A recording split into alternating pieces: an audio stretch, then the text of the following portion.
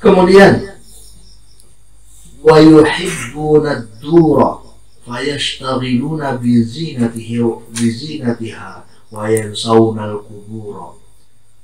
Banyak orang yang mencintai rumah kediamannya, rumah huniannya di dunia, wa yansawnal qubur. Ia melupakan bahwa rumah yang sebenarnya adalah di alam kubur. Maka boleh kita menghiasi rumah kita di dunia, tetapi janganlah sampai kita melupakan bahwa rumah yang sebenarnya yang lebih lama kita huni adalah di alam kubur.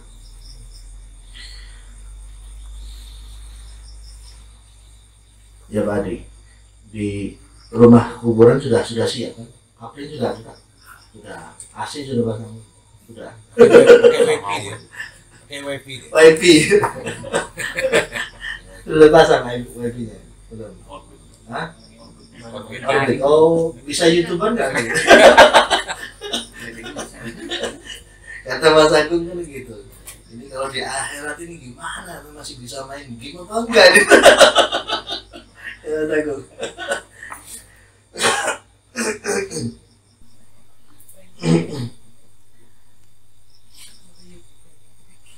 Ya maka ya Bang Lius, kecenderungan kita dengan teknologi ini harus sedikit demi sedikit kita kurangi nih Bang Lius.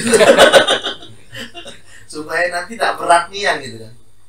Begini ya, ceritanya itu kan kita ini ketika meninggal dunia itu kan kita nggak sadar ya, dan bahkan nggak percaya. Ya nanti buktikan sendirilah. Iya kayak mimpi, begitu sudah nyawa sudah nggak di badan lagi, kok tahu-tahu pengumuman innalillahi wa inna ilaihi raji'un. Itu pengumuman apa tuh?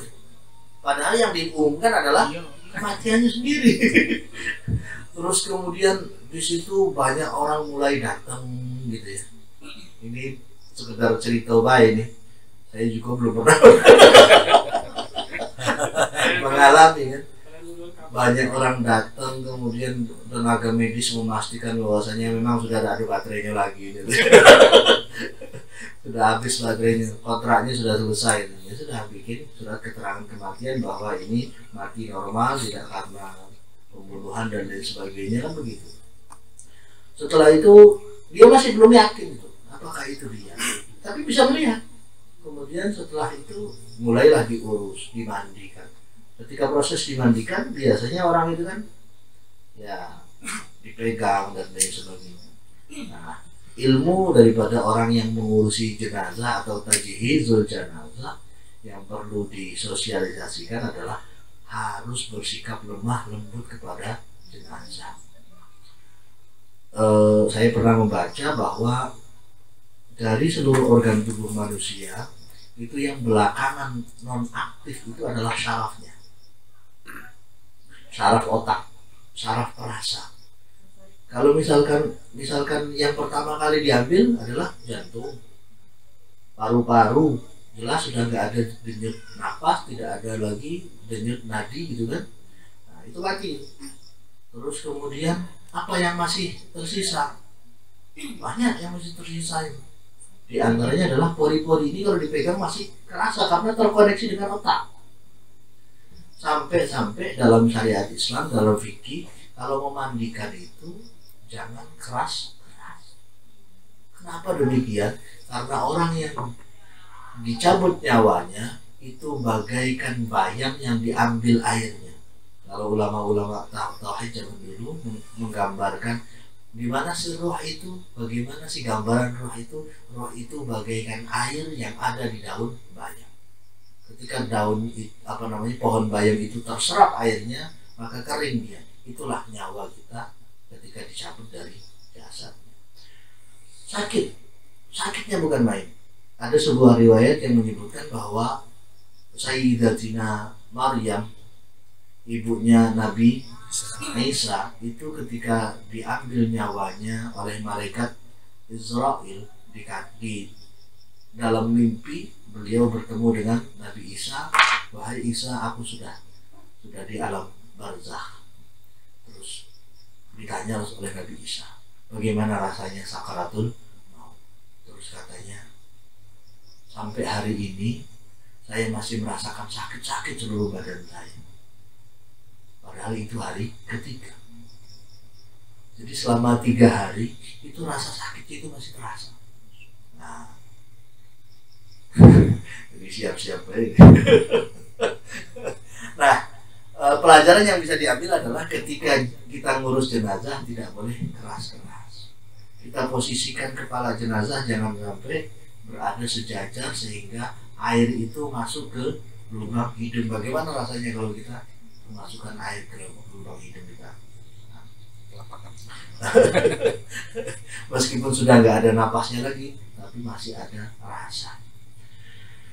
Kemudian setelah itu diarak, disolati, kemudian dikuburkan, masih belum terasa, masih belum bisa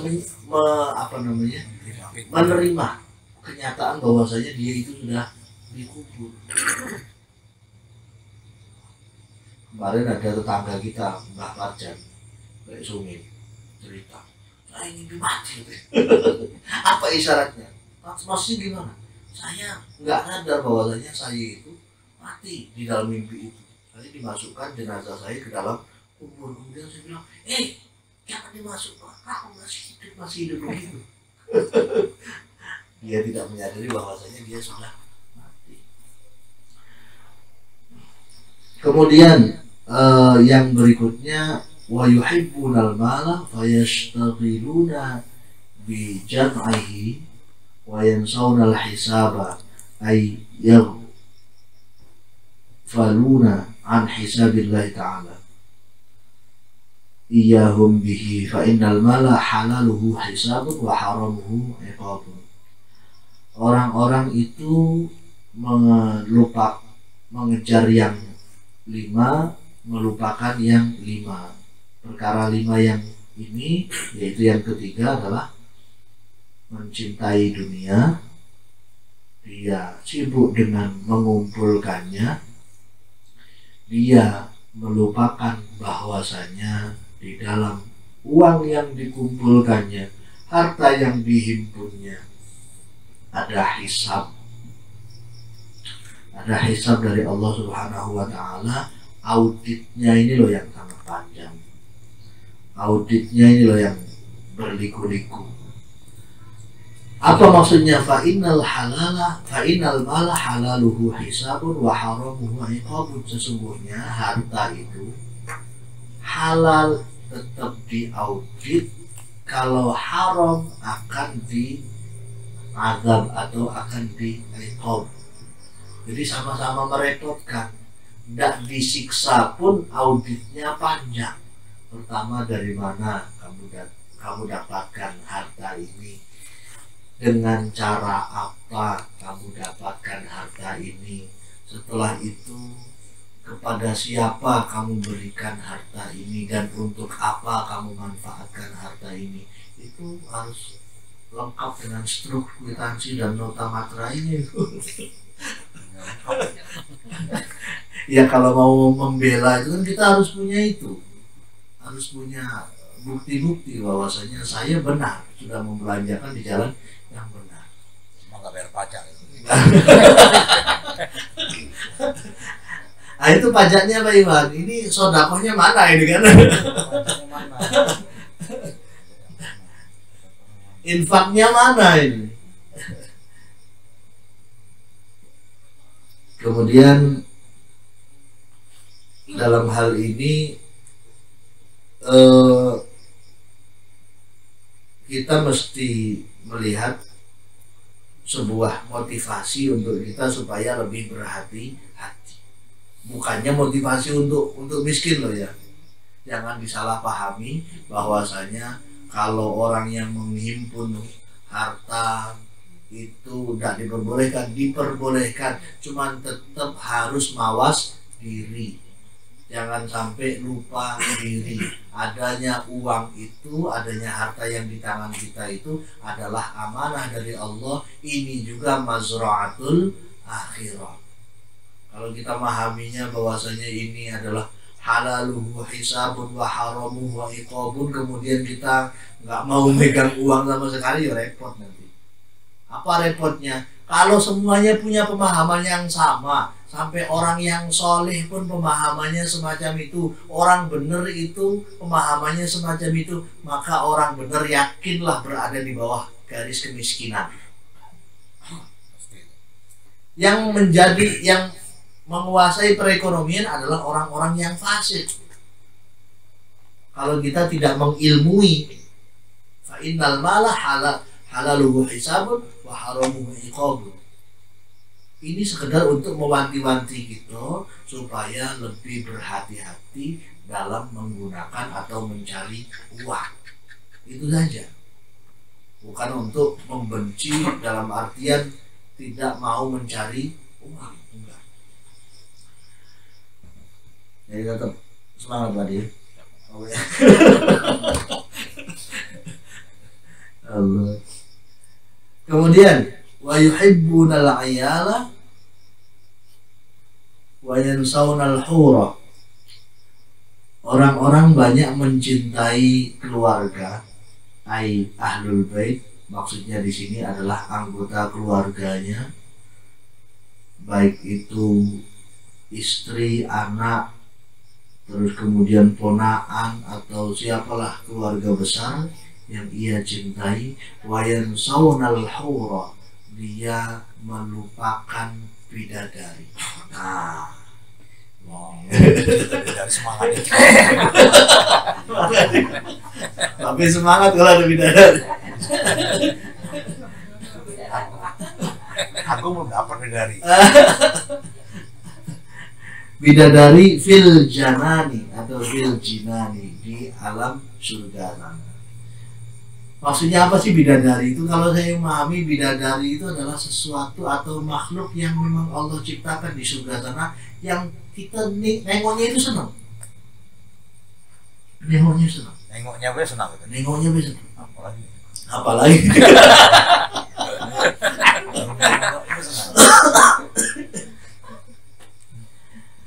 Maka bidadari itu ada yang tercipta, memang Allah ciptakan sebagai apa namanya, penghias di alam surga sana.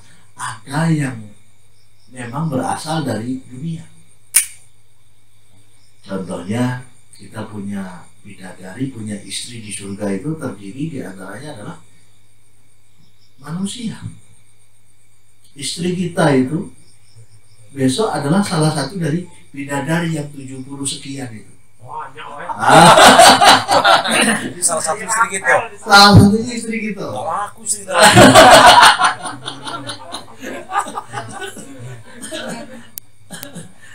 Gitu Iwan. Nah, pesona yang dimiliki oleh bidadari yang tercipta dari makhluk di dunia itu kecantikannya berkali-kali lipat dibanding bidadari yang memang Allah ciptakan untuk surga nanti, yang tidak dari makhluk dunia.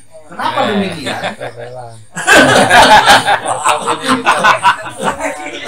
Kenal lagi. Kenal lagi, balik lagi deh. Buat lagi lah gitu. Kita baca di kalau bentuknya lah. Baca di kalau nggak berubah tekor. Kenapa Iwan dipermak? Iya.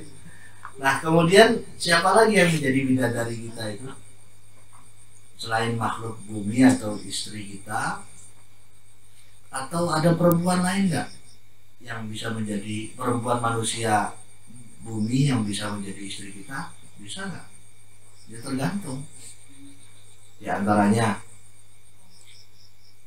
misalkan ada pertanyaan, seorang perempuan pernah menikah dengan laki-laki lebih dari satu. Nanya sama Rasulullah, wahai Rasulullah, nanti suami saya yang mana?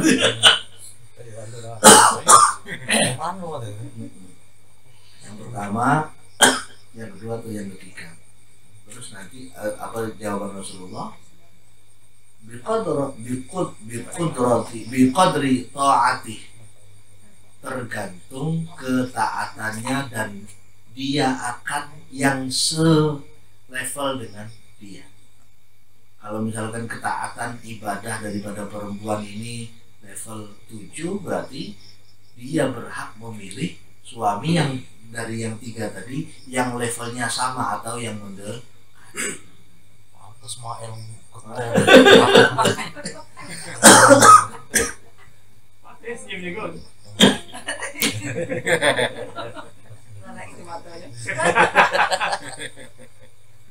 Tinggi kajian. Terus ada lagi yang menjadi hur atau menghibur, menghias mata kita di surga itu adalah anak-anak gitu yang belum akil balik kemudian meninggal, bayi-bayi ya yang belum akil balik kemudian bayi-bayi belum akil balik ya, bayi-bayi yang meninggal dunia ya itu juga bakal dibangkitkan oleh Allah menjadi hur, menjadi bidadari yang akan menyambut orang tuanya ketika berada di surga. Maka bahasanya orang Jawa kalau punya anak masih kecil kok sudah meninggal, bahasanya adalah sudah punya celengan sudah punya tabungan, sudah punya yang jemput katanya berbuat. Kamu anaknya berapa? Anaknya 3, tapi yang 1 tetap dihitung itu, tetap disebut itu. Meskipun meninggal waktu bayi itu tetap disebut tuh. Itu etikanya orang Jawa begitu. Jadi anaknya berapa? 3, tapi yang 1 sudah duluan, yang 1 sudah nunggu di surga. Begitu. Sampai saya pernah diundang oleh masyarakat Sridadi ini, itu anaknya meninggal dalam kondisi atau umurnya masih bayi. Begitu diperkirakan umur 13 atau 14 ya, usia akil balik, kami dengan santri diundang. Kemudian ada tahlilan, kemudian diperlakukan seperti halnya orang yang sudah menginjak akil balik. Apa itu? Dikasih baju koko, dikasih sarung, dikasih kopiah, dikasih sendal, dikasih sajadah. Apa maksudnya ini? Ini kalau kami Jawa, ini monggo kalau nanti ada yang kurang pas mohon dikoreksi. Kalau kami di Jawa, kami memperlakukan anak kami kalau misalkan sudah menginjak akil balik, kami perlakukan dia seperti halnya orang yang masih hidup. Dikasih nama, terus kemudian dikasih apa tadi, pakaian dari ujung sampai ke ujung kaki, dari ujung kepala ke ujung kaki, karena untuk ibadahnya. Terus ini Pak, bajunya gimana? Nah ini bajunya untuk santri, bajunya dikasih untuk santri. Saking menghayatinya orang-orang ini bahwasanya di alam sana, di surga sana, anaknya sudah menanti. Itu disebut sebagai celengan.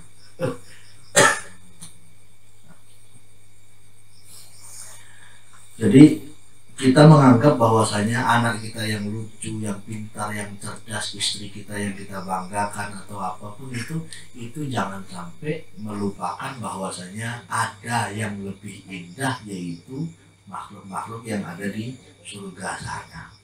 Maksudnya bagaimana? Maksudnya jangan sampai kecintaan kita kepada saudara, kepada anak, kepada keluarga besar kita melupakan misi kita, yaitu orientasinya adalah akhirat. Kalau kita terpaku hanya pada kecintaan makhluk-makhluk yang di dunia sampai meninggalkan ibadah, ini tidak sampai ke ujung.